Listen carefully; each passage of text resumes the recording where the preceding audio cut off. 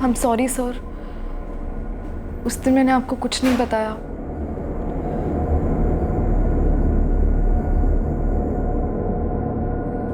मुझसे कुछ पूछा ही नहीं क्या था। सर वो लोग 4 लोग थे और उन लोगों ने मेरे साथ,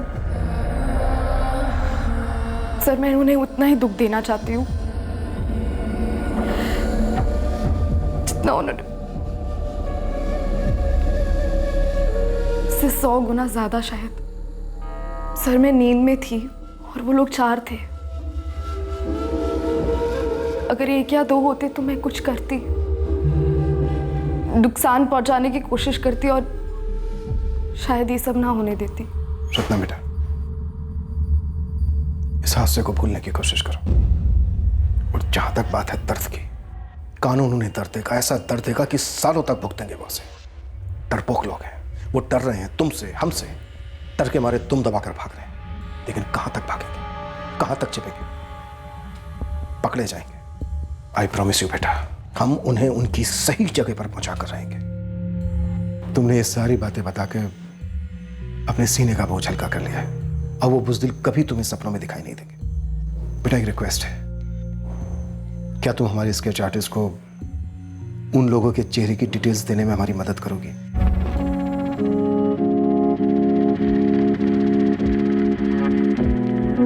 बच्ची है मेरी, 12वीं में है। मैं नहीं चाहता कि दुनिया को इसके बारे में पता चले। टूट जाएगी वो सर। नरेश जी, हमें आपकी बेटी की हेल्प सिर्फ उन लोगों के स्केचेस बनाने के लिए चाहिए। आप फिक्र मत कीजिए, बहुत स्ट्रांग है आपकी बेटी, बहादुर है। मैं समझ सकता हूं, चिंता मत कीजिए आप, आपकी प्राइवेसी बरकरार रहेगी।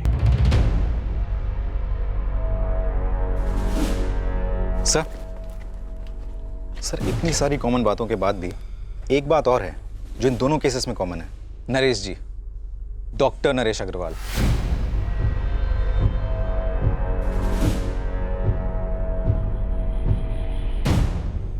विक्टिम कंचन चौधरी, डॉक्टर।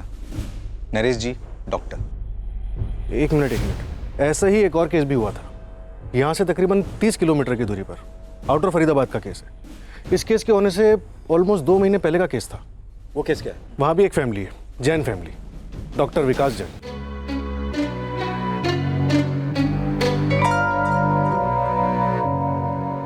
हमें इस डॉक्टर विकास जैन की फैमिली से भी मिलना होगा। तीनों केसेस में लगभग एक जैसा पैटर्न इस्तेमाल हुआ है। कोई पर्सनल एंगल हो सकता है। ये महज इत्तेफाक नहीं हो सकता कि तीनों डॉक्टर के घर हैं और तीनों पर अटैक होता है।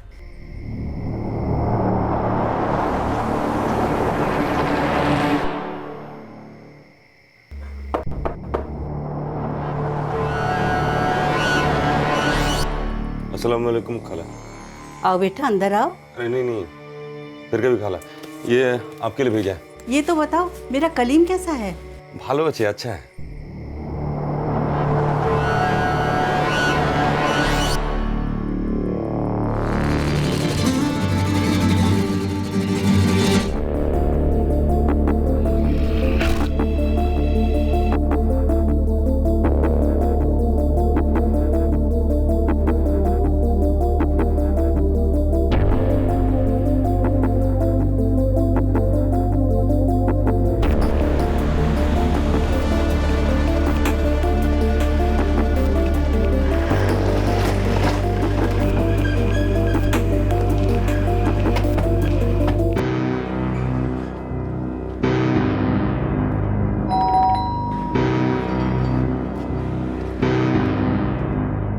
अब क्या बताऊं आपको?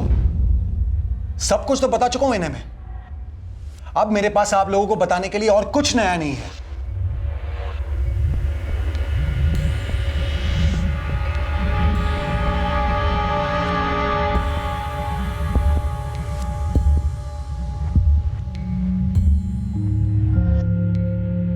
अब क्या चाहते क्या हैं आप? बताएंगे मुझे? जिन 4 लोगों ने आपके घर को लूटा, उन्होंने यहां से लगभग 30 किलोमीटर दूर एक और फैमिली पर हमला किया और उसके कुछ महीनों बाद जोधपुर में एक फैमिली को अपना निशाना बनाया। हम बस उन चारों मुजरिमों को पकड़ना चाहते हैं। तो पकड़िए ना उन्हें। बार बार मुझसे वही वही सवाल क्यों पूछ रहे हैं आप? क्योंकि बार बार वही वही सवाल करने के बावजूद हमें हमारे सवालों के सही सही जवाब नहीं मिल रहे। जो हुआ वो सही सही बताया मैंने आपको। उन लोगों ने हमें बांध दिया और हमारे घर को लूटा, कैश ले गए और मेरी कार भी ले गए। जो हमें आपके घर के 5 किलोमीटर दूर मिली, इसमें चाबी लगी हुई थी और आपके घर के सारे मोबाइल्स के सिम कार्ड्स आपकी गाड़ी में ही थे। आपको मेरी कार और सिम कार्ड्स मिले, और क्या? और क्या पूछना चाहते हैं आप?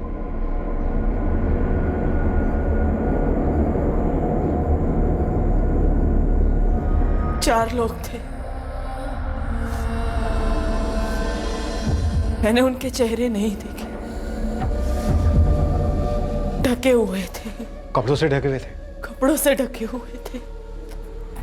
इंस्पेक्टर साहब, वो चार लोग आपको मिल जाए ना तो उन्हें छोड़िएगा मत, गोली मार दीजिएगा, वहीं पे खत्म कर दीजिएगा प्लीज। आप लोगों ने पकड़ लिया है क्या उन्हें?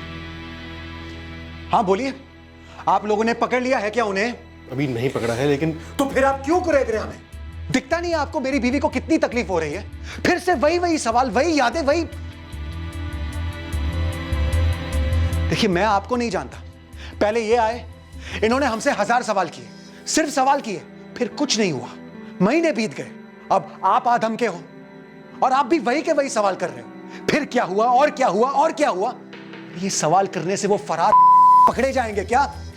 वो जंगली कुत्ते तो अभी भी आराम से घूम रहे होंगे ना? क्यों?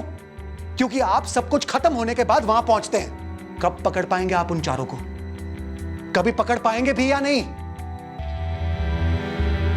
देखिए, हम पर क्या बीती हम बहुत अच्छे से जानते हैं, लेकिन आप बार बार यहां आकर वही वही सवाल पूछ के हमारा दर्द कम करने के बजाय हमारे जख्मों पर नमक छिड़कते हैं। हमारा इरादा आपके दर्द को बढ़ाने का नहीं है, बल्कि जिन लोगों ने आपके साथ इतना बड़ा जुर्म किया है उन्हें उनकी सही जगह पर पहुंचाने का। तो पहुंचाइए ना, पीटिए उन्हें, घसीट घसीट के ले जाइए और फांसी के फंदे पर लटका दीजिए उन्हें। हमारे अलावा और 2 घर लूटे हैं ना उन्होंने। क्यों लूटे? क्योंकि इन्होंने अपना काम ठीक से नहीं किया, इन्होंने उन लोगों को सही वक्त पर खत्म नहीं किया, और अब आप भी अपना काम ठीक से नहीं कर पा रहे। तो पता नहीं वो लोग किसके घर में अपना कांड फिर से कर रहे होंगे। देखिए डॉक्टर जैन, हम इन तीनों अटैक्स को मैच कर रहे हैं और मैच करने से कई सारी चीजें ऐसी हैं जो इन तीनों अटैक्स में सेम सामने आ रही हैं। आप फरीदाबाद के ही डॉक्टर नरेश अग्रवाल को जानते हैं? मैं किसी नरेश अग्रवाल को नहीं जानता। जोधपुर की डॉक्टर कंचन चौधरी? नहीं। डॉक्टर नरेश अग्रवाल ऑर्थोपेडिक और डॉक्टर कंचन चौधरी जनरल फिजिशियन है। तो मैं एक न्यूरोलॉजिस्ट हूं, मेरा उनसे कोई ताल्लुक नहीं है। हाँ, लेकिन आपके किसी पेशेंट का कोई ताल्लुक हो सकता है। हो सकता है आपने अपने किसी पेशेंट को डॉक्टर चौधरी या डॉक्टर अग्रवाल को रेफर किया हो, या उन्होंने अपने किसी पेशेंट को आपको रेफर किया हो। मैंने कहा ना, मैं किसी नरेश अग्रवाल या कंचन चौधरी को नहीं जानता हूं। अब आप लोग हमें अकेला छोड़ेंगे भी या नहीं? देखिए, मैं मानता हूं आपका गुस्सा जस्टिफाइड है, बहुत बड़ा जुर्म हुआ है आपके साथ और वो लोग अभी तक खुला घूम रहे हैं, वो पकड़े जाने चाहिए थे। कहीं ना कहीं गलती है हमारी। गलती है आपकी, मानते हैं आप। ये बोलने से आप बच नहीं सकते इंस्पेक्टर। आप और वो सारे पुलिस वाले जो मुजरिमों को नहीं पकड़ पाते, you all are responsible. Yes, we are responsible. लेकिन हम अपनी रिस्पॉन्सिबिलिटी पूरी करेंगे। जिन्होंने इतना बड़ा गुनाह किया है वो पकड़े जाएंगे, उनको उनकी सही जगह पर पहुंचाया जाएगा। I promise you doctor Jain. एक रिक्वेस्ट है आपसे, आपके क्लिनिक में और आप जिन जिन हॉस्पिटल में विजिट करते हैं वहां पर जितने भी आपके पेशेंट हैं उनकी एक लिस्ट बनाइए, और खास करके आपके वो पेशेंट जिनसे आपका कभी कोई झगड़ा हुआ हो या उनका आपसे कोई झगड़ा हुआ हो, ट्रीटमेंट को लेकर, फीस को लेकर या किसी भी बात को लेकर। Please. Doctor Naresh Agarwal orthopaedic Faridabad और डॉक्टर विकास जैन न्यूरोलॉजिस्ट हैं, ये भी फरीदाबाद बेस्ड है। मुझे तो ऐसा कुछ याद नहीं है कि डॉक्टर नरेश और डॉक्टर विकास से कभी मिली हूँ। हाँ, लेकिन हमारे मेडिकल कॉन्फ्रेंसेस होते रहते हैं, वहाँ पे बहुत सारे लोग मिल जाते हैं, बट इन दोनों के बारे में स्पेसिफिकली ऐसा कुछ याद नहीं है। कंचन जी, आप एक काम कीजिए, आपके जितने भी पेशेंट हैं सबकी एक लिस्ट बनाइए, खास करके वो लोग जिनका आपके साथ कोई द्वेष, गुस्सा या आपसे कोई दुश्मनी रही है। दुश्मनी? पेशेंट की मुझसे दुश्मनी? कभी ट्रीटमेंट को लेके या फीस को लेके किसी भी पेशेंट से कोई अनबन या झगड़ा कुछ भी हुआ हो। ऐसा कुछ है तो नहीं। फिर भी डॉक्टर, अच्छा होगा आप अपनी याददाश्त पर जोर डालें और एक लिस्ट बनाएं अपने नए पुराने सभी पेशेंट्स की।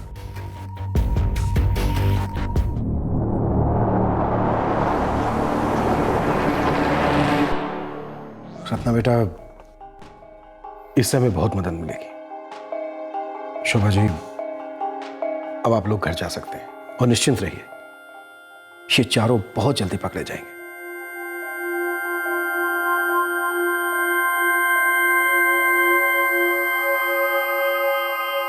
सुधीर, अब हम जोधपुर लौटेंगे, नया ऑपरेशन लॉन्च करेंगे। तुम यहां पर करना। राइट। इंटेंसिटी ढूंढना होगा। एक बार बस ये हाथ में आ जाए, बाकी के 3 भी हाथ में आ जाएंगे। डॉक्टर्स के पेशेंट्स की लिस्ट भी आ जाए तो हम उन्हें भी मैच करेंगे।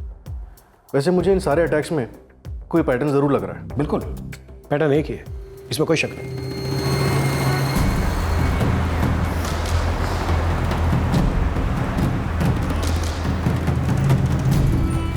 ये दोनों स्केच को ध्यान से देखो और अपने बंगाल में एक एक जिला, एक एक गांव, कस्बा, हर जगह ढूंढो।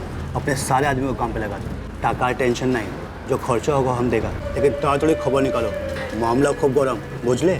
ये स्केच है और शायद ये टीम का लीडर है। दूसरे बंदे की रफ स्केच है तेरे पास? हाँ मैडम है। अब हमारे पास दिन के 24 नहीं 28 घंटे होंगे, तब तक जब तक ये और इसकी पूरी गैंग नहीं मिल जाती। समझ गया मैडम। टिप की कोई लिमिट नहीं है, लेकिन मुझे ये आदमी किसी भी हाल में जल्द से जल्द चाहिए। उस्मान, आज तक तूने मेरे लिए जितने लोगों को ढूंढा है वो सारे एक तरफ और ये चारों एक तरफ। टिप तुझे 4 गुना मिलेगी, पर मुझे ये लोग चाहिए, मतलब चाहिए। जी साहब। ये लोग कौन है, कहाँ से आए हैं, कौन इन्हें लेके आया, एक एक डिटेल चाहिए मुझे, समझा?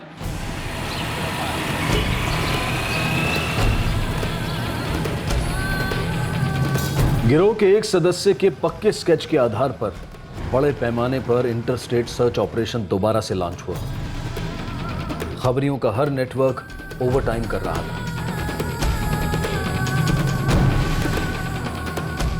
फरीदाबाद के डॉक्टर नरेश अग्रवाल और डॉक्टर विकास जैन और जोधपुर की डॉक्टर कंचन चौधरी ने अपने अपने पेशेंट्स की लिस्ट भेजी। एक एक नाम स्कैन हुआ, यह पता करने के लिए कि क्या ये 3 अटैक्स जुड़े हुए थे।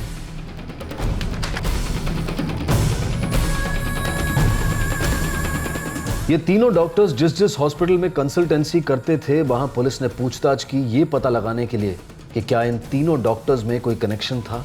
पुलिस उस एक सिंगल सुराग की तलाश में थी जो उन्हें जल्द से जल्द इन हमलावरों तक पहुंचा सकता। इस गिरोह की दरिंदगी और वहशियत के शिकार जो हुए थे, वो सभी अब काफी अचरज में थे कि ऐसा कौन था उनके अतीत में जिसने इतने क्रूर तरीके से उनके साथ प्रतिशोध लिया।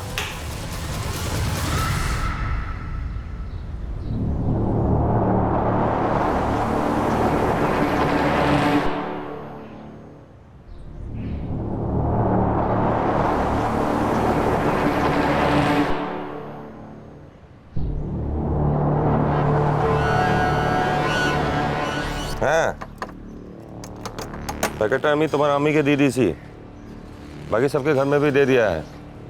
हाँ, अब जल्दी बोलो, मामला कैसा है? अभी गर्म है क्या?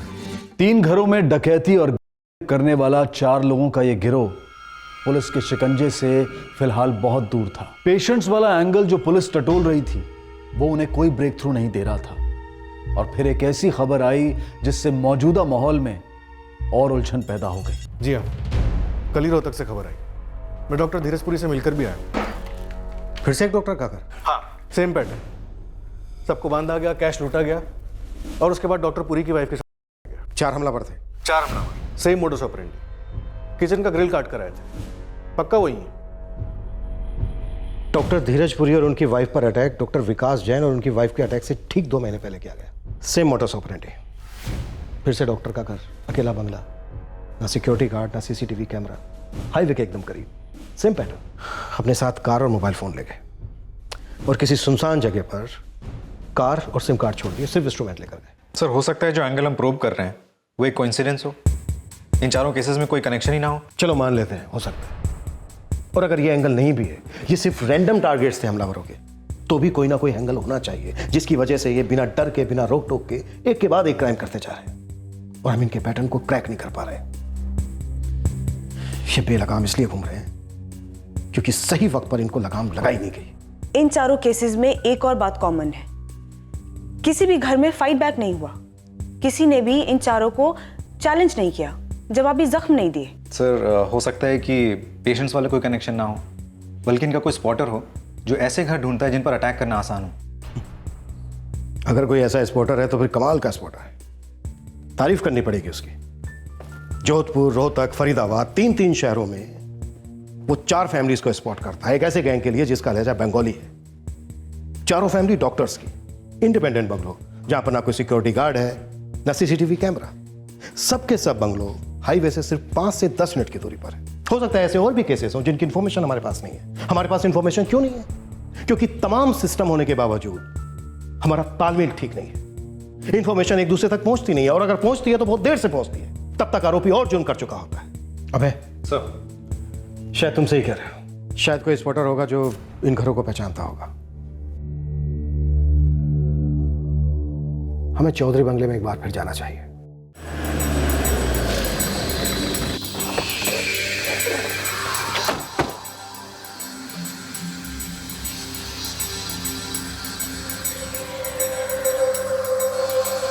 ये घर टारगेट करना आसान है, अलग है तो पहले तो यहाँ पर सिक्योरिटी भी नहीं थी। सर ये जितेंद्र चौधरी कंस्ट्रक्शन लाइन में काम करता है और उसकी वाइफ डॉक्टर है। सर ये कोई भी अंदाजा लगा सकता है घर पे कैश और ज्वेलरी मिल सकती है। कैश और ज्वेलरी के अलावा ये चारों आने के लिए भी जुर्म करते हैं। एक भी घर ऐसा नहीं है जहाँ ना हुआ हो। यू आर राइट, यही समझ में नहीं आ रहा है कि चोर आखिर चाहते क्या थे, या फिर लूट। अजीब सी बात है, हमारे खबरी नेटवर्क ने भी 0 रिजल्ट्स दिए हैं। सर ये लोकल हिस्ट्री शीटर्स के साथ भी कोई कनेक्शन नहीं बन पाया है। बंगाली लहजे में बातें करते हैं, ये भी तो हो सकते हैं चारों बंगाल से हों। सर वेस्ट बंगाल की पुलिस भी अभी तक कोई ठोस सबूत नहीं भेज पाई है। तो फिर कौन हो सकते हैं ये, और इन शहरों में इनका क्या कॉन्टैक्ट नेटवर्क है जो एक जैसे विक्टिम्स को आइडेंटिफाई करता हो?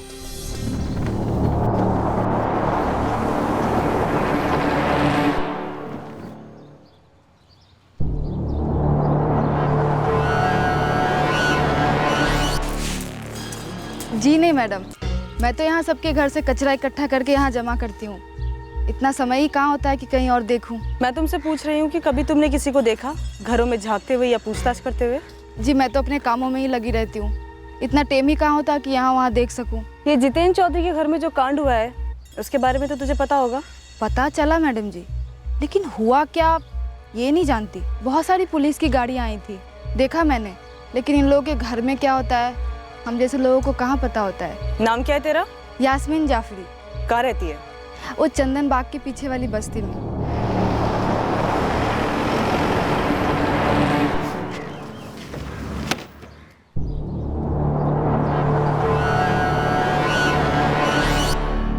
सर मैंने डॉक्टर अग्रवाल और डॉक्टर जैन दोनों के घर के बाहर अपने आदमी लगाए हुए हैं। ये देखने के लिए कोई ऐसा तो नहीं जो इन्फॉर्मेशन पास कर रहा हो, लेकिन अभी तक कोई रिजल्ट नहीं। अपनी सर्च कंटिन्यू रखो सुधीर, एक भी और क्राइम होना नहीं चाहिए।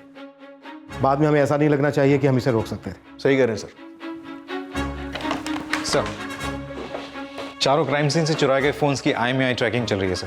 वो तो महीनों से चल रही है हमें, बस हर 2-3 हफ्तों में कुछ फ़ोन ऐड हो जाते हैं, लेकिन एक भी फ़ोन स्विच ऑन नहीं हुआ है। हो सकता है सर अभी तक बेचा ही ना हो। लेकिन क्यों नहीं बेचे हो? ये लोग 8-10 मोबाइल का कर क्या रहे होंगे? मैडम हम पूरा ट्राई कर रहा है, एक भी दिन नहीं गया स्केच लेके घूमे बिना, लेकिन पता ही लग पा रहा ये आदमी दूसरा जिसका स्केच है ये बंगाल के किस कोने से निकले हैं। बिहार, वहाँ भी बंगाल के कुछ लोग रहते हैं और बंगाली लहजे में बात करते हैं। हम उधर भी 4 आदमी लगाए मैडम फील्डिंग के लिए, लेकिन अभी तक तो कोई खबर नहीं आया है। खबर आती है आपको फ़ोन करेंगे। यार उस्मान, यहाँ तो जान पर आ पड़ी है इन लोगों तक पहुँचने में। कोई सुराग भी तो नहीं मिल रहा है इस बार। मीरा मैडम को मैंने जवान भी दे दी है, अगर कोई खबर नहीं लाया तो एक खबरी वाली लाइन छोड़ दूंगा।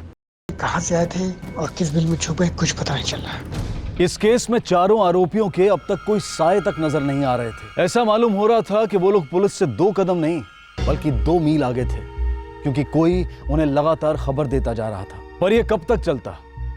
हर बेलगाम घोड़े की लगाम एक दिन कसती ही है।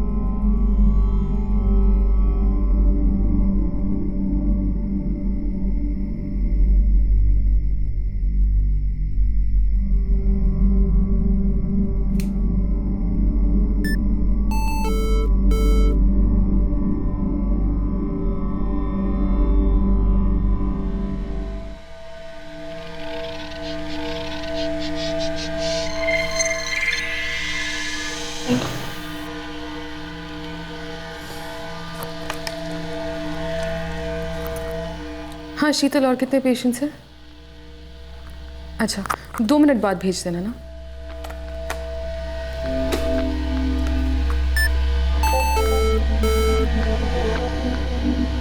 मैम नेक्स्ट पेशेंट अंदर भेजूं? हाँ भेज दो। शीतल, शीतल। Yes ma'am. रुको, 5 मिनट बाद भेज देना, ठीक है? 5 मिनट दो मुझे।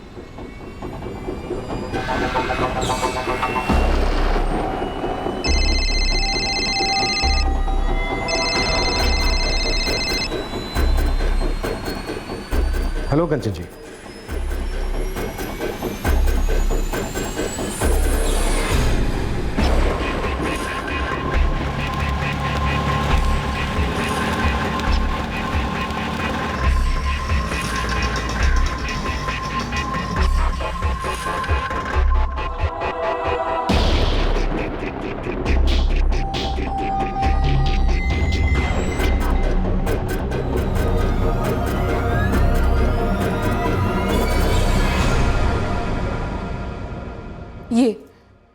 ये दोनों थे। इन लोगों ने आपका मोबाइल फोन यूज किया था कंचन जी? और ये तस्वीरें आपकी स्टोरेज ड्राइव में आ गई? जी, जो फोन इन्होंने चुराया था वो वेव ब्रांड मोबाइल का था। उसका एक अपना ही साइबर स्पेस होता है, जैसे कि ड्रॉप बॉक्स या माई स्पेस की तरह। तो कोई भी अगर उस फोन से कोई फोटोग्राफ खींचे तो वो ऑटोमेटिकली उस साइबर स्पेस में स्टोर हो जाती है। तो चोरी के बाद जितनी भी तस्वीरें ली गई हैं वो उस साइबर स्पेस में स्टोर हो गई। हादसे के बाद आज पहली बार आपने अपना स्टोरेज चेक किया? जी नहीं, हादसे के तुरंत बाद मैंने दूसरी कंपनी का मोबाइल फ़ोन लिया था। वो यूज़र फ्रेंडली नहीं था, तो मैंने ये कल ख़रीदा जो मेरे पहले वाले ब्रांड का है, वेव मोबाइल्स। स्टोरेज के साथ सिंक करने पर कंपनी से मैसेज आया स्टोरेज को अपग्रेड करने के लिए। मुझे अजीब लगा क्योंकि हादसे से पहले मेरा स्टोरेज फुल नहीं था। मैंने फोल्डर खोला तो ये सारे फ़ोटोज़ मुझे अपलोडेड मिले।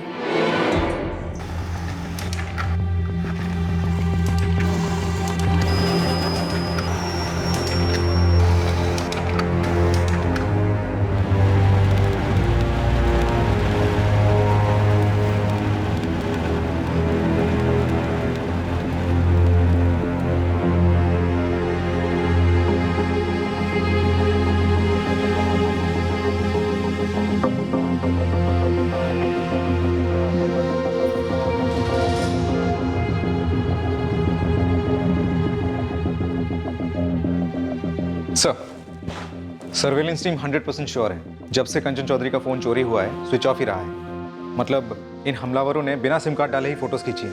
सिम कार्ड फोन में नहीं था तो फिर बिना सिम कार्ड के, बिना मोबाइल डेटा ऑन किए ये फोटोग्राफ्स वेव ड्राइव स्टोरेज में कैसे अपलोड हो गए? सर हो सकता है वाईफाई नेटवर्क के थ्रू अपलोड हुआ हो। आई मीन चोरी हुआ फोन जब वाईफाई नेटवर्क के रेंज में आया होगा तो ये सारे फोटोज ऑटोमेटिकली अपलोड हो गए हों। ये किसी चमत्कार से कम नहीं है। ये सुराग अपने आप हमारी गोद में आकर गिरा है।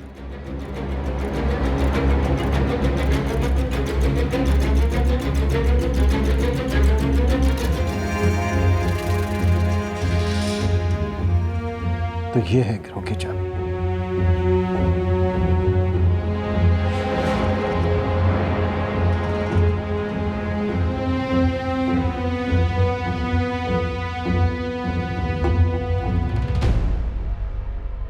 लादेश,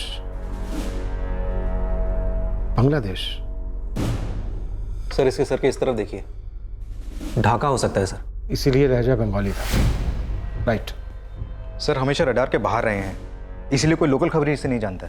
हो सकता है हमलावर वापस पहुंच गए हो ढाका, बांग्लादेश। सर इंडिया में काफी गैर कानूनी बांग्लादेशी रहते हैं और काम करते हैं। और सर मेट्रो सिटीज में ही नहीं, ये देश भर के छोटे छोटे शहरों में भी रहते हैं।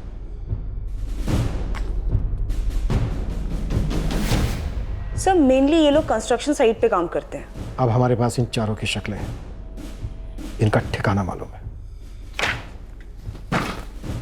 बस अब हमें स्ट्राइक करना है, फास्ट और स्ट्राइक।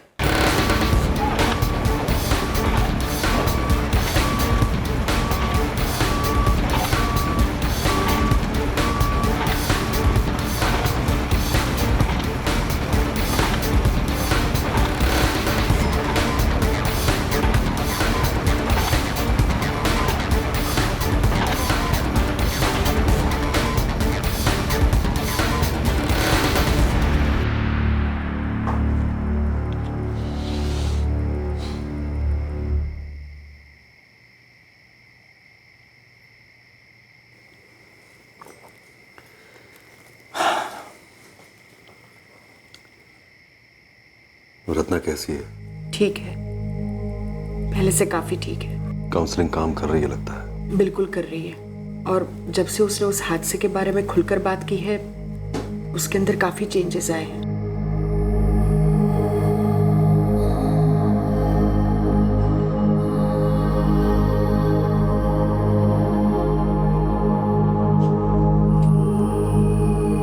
क्राइम ब्रांच से फोन था, उन्हें पता चल गया है कि हमलावर कौन थे।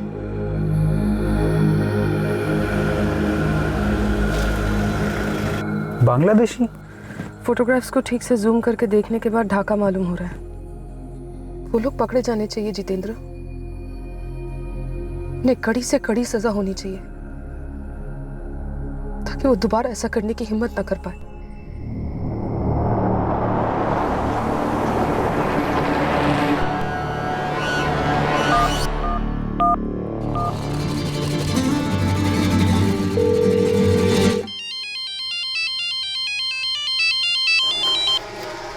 हेलो हेलो, कौन बोल रहे हैं? तुम पुलिस से खबरी हो?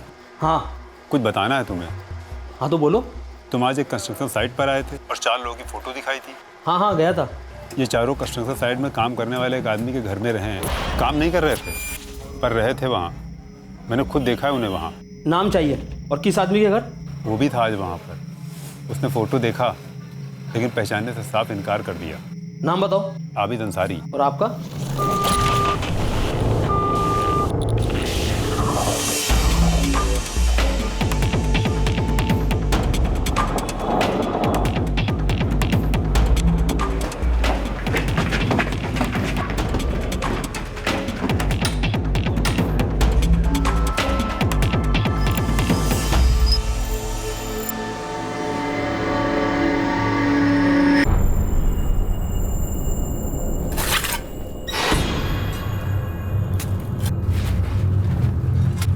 आबिद अंसारी।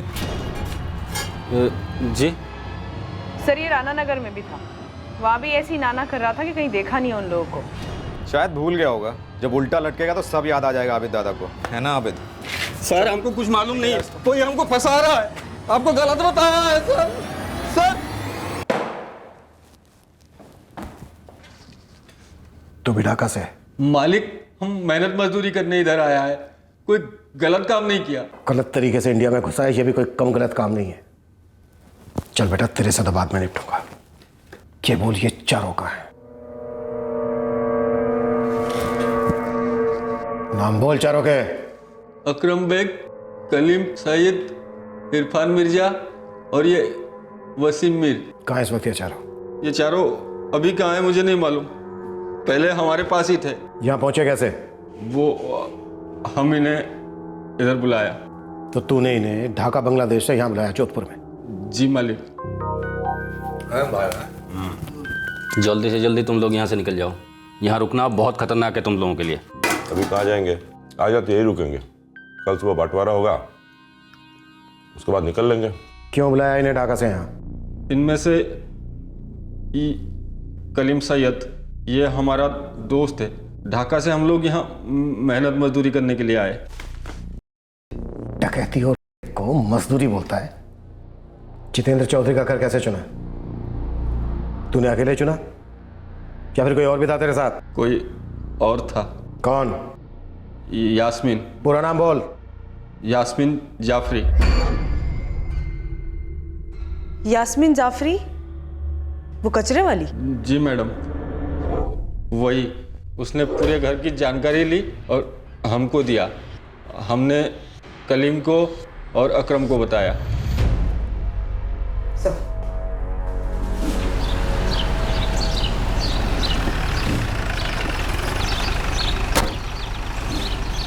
यास्मीन? रोहतक, फरीदाबाद, वहां पर लूटने के लिए घर किसने ढूंढे? और तेरे ये चारों साथी कलीम, इरफान, वसीम, अकरम कैसे पहुंचे वहां? वहाँ हमारा एक आदमी है, जुनैद। पूरा नाम? जुनैद शेख। Mobile number? वो हमारे मोबाइल में होगा। ये ले, निकाल नंबर।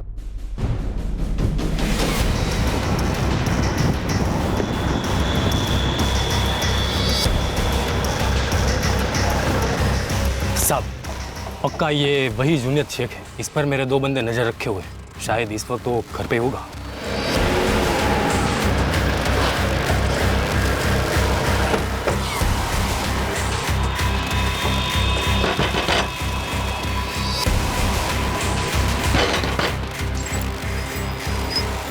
जी साहब मेरी बात सुनो, मैंने क्या किया? साहब 1 मिनट बात, कुछ बताओगे भी मैंने क्या किया? जुनैद, तेरी माँ को हमने बाहर बिठाया है।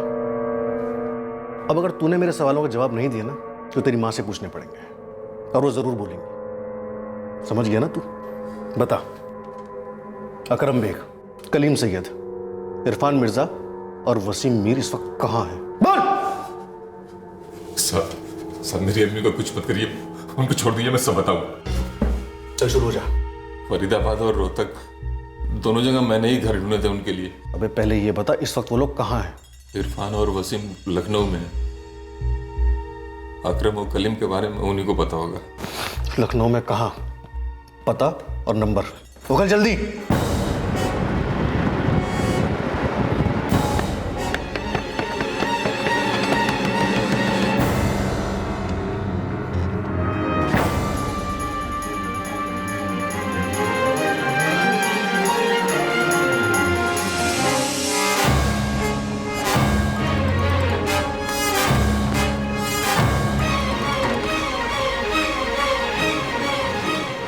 कलीम और अकरम कहाँ है?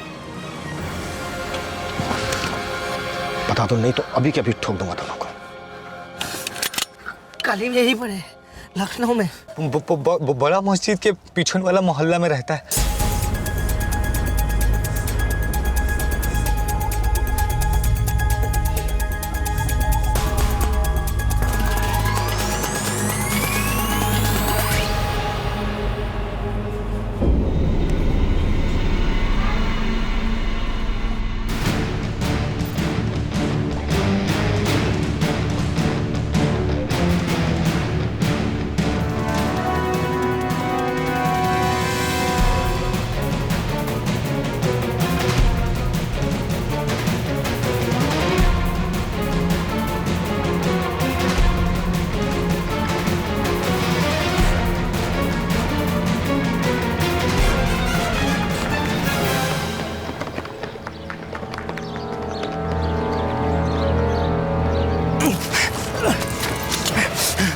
देख कलीम, तू यहाँ पर वैसे भी गैर कानूनी ढंग से रह रहा है। मैंने तुझे यहाँ पर ठोक भी दिया ना, तो कुत्ता पूछने नहीं आएगा यहाँ पर। चल बता, अकरम कहाँ है? बोल। ढाका। ढाका कहाँ? एड्रेस बोल।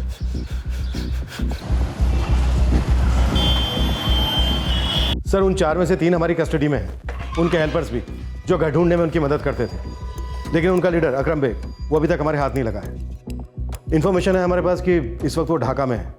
एड्रेस है हमारे पास।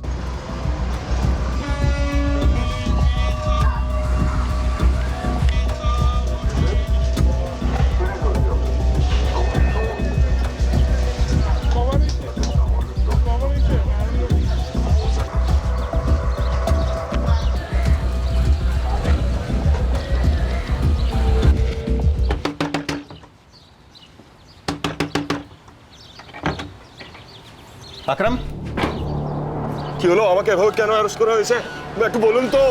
ওই যে তোর বন্ধুরা আছে না, ওয়াসিম, ইরফান আর কলিম, ওদেরকে ইন্ডিয়াতে অ্যারেস্ট করা হয়েছে। এখন তোকে এখান থেকে পাঠানো হবে। আর তোরা যে কি কাজ করিস আমরা সব জানি। इस गिरोह ने जो 4 घर लूटे थे और 4 उनमें कोई पर्सनल एंगल शामिल नहीं था। चारों परिवार डॉक्टर्स वाले होना वाकई में महज एक इत्तेफाक था।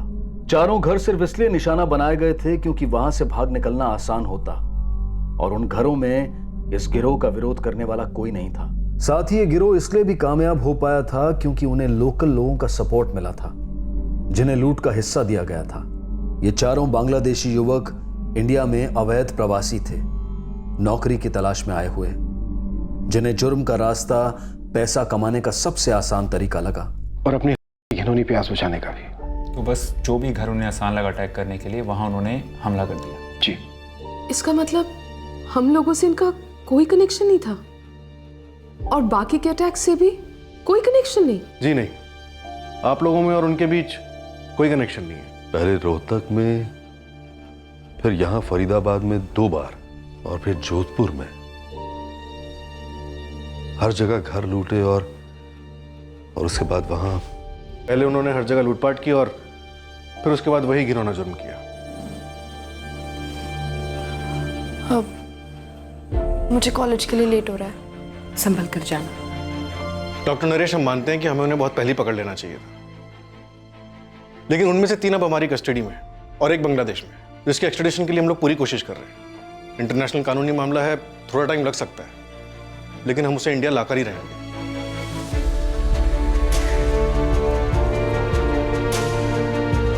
कंचन जी, ये 4 भयंकर संकीर्ण जुर्म नहीं होने चाहिए थे, लेकिन हुए, ये हम मानते हैं। लेकिन अब हम ऐसी तगड़ी चार्जशीट फाइल करेंगे इनके खिलाफ कि इन्हें कड़ी से कड़ी सजा हो। सर, उम्मीद यही है। ये सब इसलिए हो पाया क्योंकि सबसे पहले आपने सामने आके अपनी चुप्पी तोड़ी, अपने लिए इंसाफ मांगा। Thank you ma'am.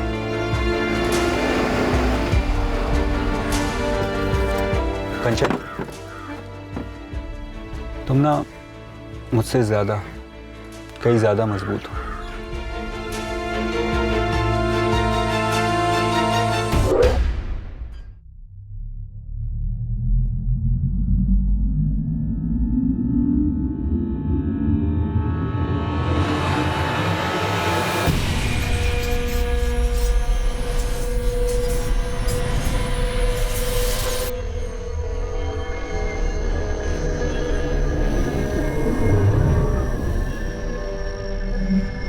खौफनाक और विकृत जुर्म का यह सिलसिला तो पुलिस ने खत्म कर दिया, पर क्या इस तरह के जुर्म पूरी तरह से रोके जा सकते हैं?